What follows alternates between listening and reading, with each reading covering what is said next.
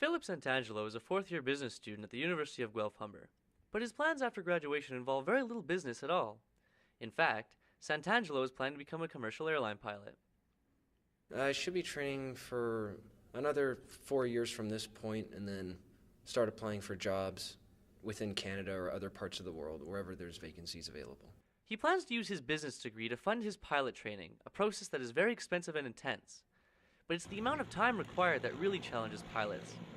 Few people know how much actual flight time is required to be hired in a commercial airline. How many hours do you think goes into pilot training?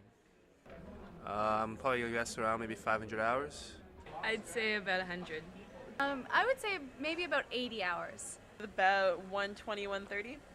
I hope that if I'm in a plane and the pilot that's flying has got about 100, maybe 200 hours of training before, he flies me around anywhere.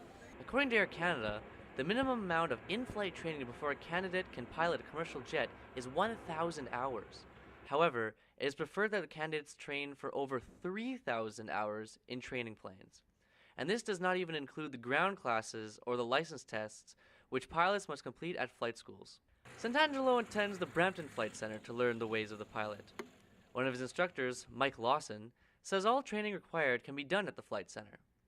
We can take you all the way from 0 up to a commercial pilot's license and multi-engine instrument rating. So pretty much any rating or license that you can get in Canada we can do here. He does admit, however, that the process can take some time, especially depending on certain people's schedules. Everything that I just mentioned you can do within a year, but again, if you're not able to fly that often, it can take you 2 or 3 years. It just depends on the person. Though the process is a long and arduous one, those with a passion to fly will eventually succeed. So don't be surprised if the next plane you get on is piloted by Philip Santangelo. On the Guelph-Humber Beat, I'm Heim.